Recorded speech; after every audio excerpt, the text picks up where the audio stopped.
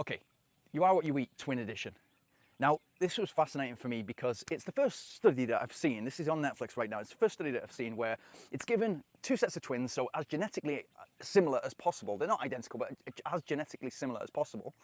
And one's going to follow a meat diet, and one's going to follow a plant-based diet for 8 weeks. So it's only 8 weeks. It's not a great amount of time, but you should be able to see some differences after that. And you've got a full team around them in terms of nutritionists, a sports person who's going to be their personal trainer. They're going to do some training. They're going to do exactly what they need to do in order to increase their muscle mass, decrease their body fat, and they're going to get fully checked, full scan to see the starting point. So what you're going to see from that is the lean muscle mass right now, their total body weight, subcutaneous fat, and the visceral fat, which is the dangerous fat that surrounds the organs, and it's especially dangerous around the liver and obviously the heart, etc. Yeah. For me, it was mind-blowing because you get to know these people, and it can kind of, you get to an insight into their life, what they do. The 4 different twins that it covers were from different races. So you had a couple of black guys that were students in medicine in the US, really nice guys, and you kind of get into the characters already in pretty good shape and already quite young. And so the next couple were South African girls who were massively overweight, loads of body fat, like 40 to 45% body fat. Then there was a Filipino set of twins who were a bit older, again 40 to 45% body fat. Like massive numbers, which you just think, you don't wake up one day and you're 40 to 45% body fat. That's a gradual thing. And they talked about their lives, and they tried to kind of pull on your emotional strings, but you just want to say, get it together. And then there was a couple of really tall American white guys who were like 6'4", 6'5", and pretty lean, but had really busy lifestyles. And so they felt as if they weren't healthy, and they really liked cheese or something like that. They worked in cheese and whatever, yeah? So you get to get an insight into each one of these sets of twins.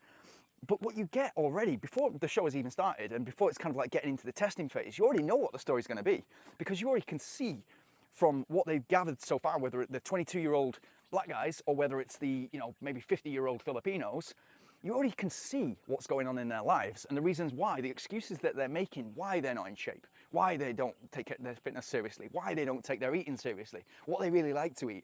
Oh, I'm South African, so we have a very meaty kind of like diet, and it's a very meaty culture. And that's just, again, you're a product of your environment. So their excuse for being 40 to 45% body fat was 2 reasons.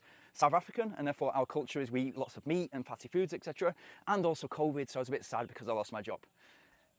Like, I don't know any other platform in the world where you could just have the excuse that you lost your job, and by the way, I was born in a certain culture, but that's the excuse that we give ourselves for being out of shape. Like, if you want to die early, and if you want a shit second half of your life, or minimum final quarter, go and do it.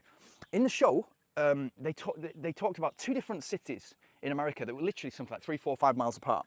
One had access to vegetables and fresh produce, etc. The other one was more to the south. I want to say Bernardino or something like that. And it was lots of fast food joints, it was poor communities, etc. It was just separated by a highway. And it got you to see that location means so much. But it doesn't mean everything. It doesn't mean that those people in the other town cannot go and see how the other people live across the highway. There's obviously bridges.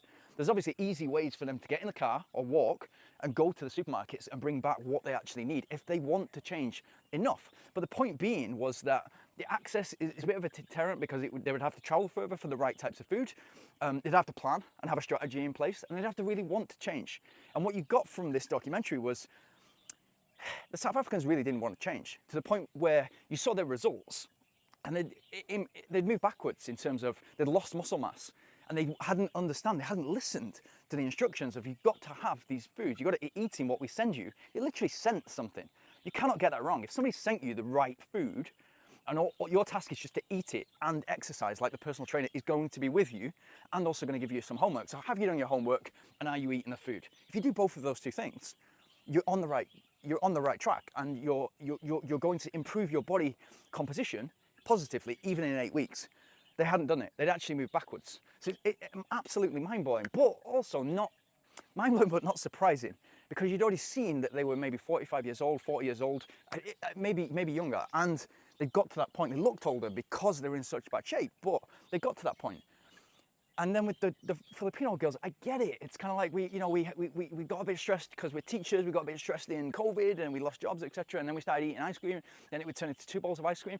It's like, how many times are you going to do that before you realise that And I get people eat for comfort, and then they're stressed, so they want to get comfortable, so they eat a little bit more, and it's a negative circle to be in. But you've got to take control of your life. You've got to break out of that circle. Otherwise, you're going to be a prisoner to, I was born in South Africa, and therefore I have a bad diet, and therefore I'm overweight, and therefore I'm literally in danger zone when it comes to the amount of visceral fat surrounding my organs. Is that a good enough excuse? If you then have children and you still have 40 to 45% body fat, how is that child going to turn out? In terms of like genetically what you're passing on to that person based on how you're eating.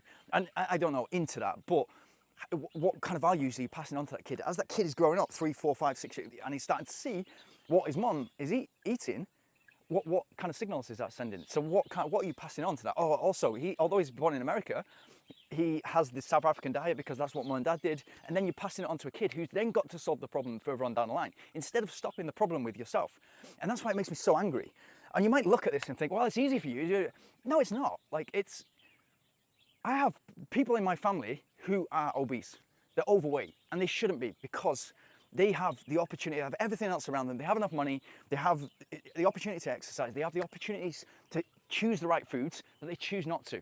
They might say, okay, I've got a disease with this, I've got a... No, it's like it has to stop with, okay, these, like the South African girls, moving towards type 2 diabetes, to the point where the doctor on the program has said, is there any kind of history of type 2 diabetes in the family? No, there isn't.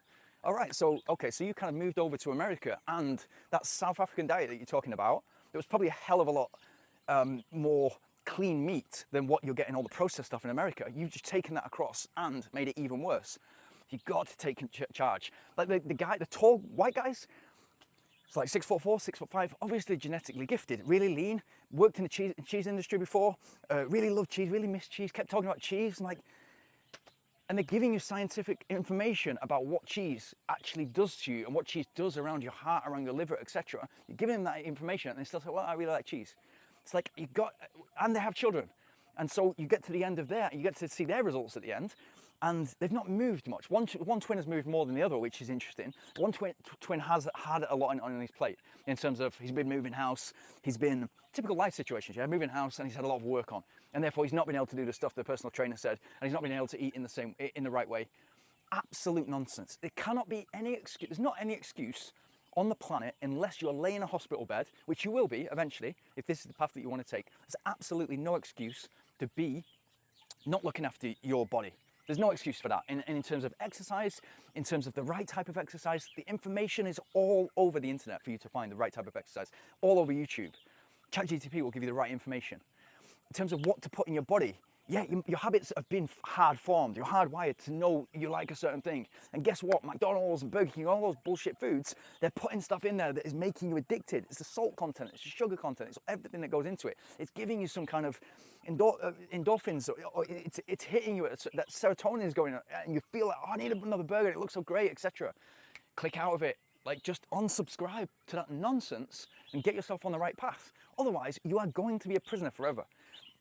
Mind-blowing documentary, but not surprising in one way, but I guess it makes me angry. And I guess I see those people and those different people, and they've obviously selected those different groups because you can recognize all of those different types of groups in your friends, all your friends and your family, etc.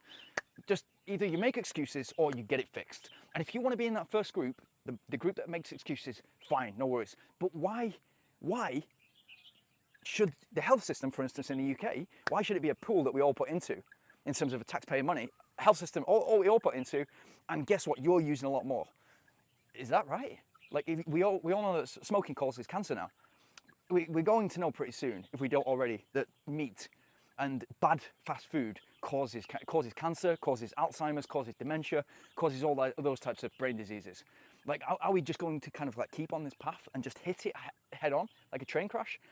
For me, if it was somebody that I was with, a close friend, I'd literally grab them by the scruff of the neck and say, are you going to walk into this heart attack?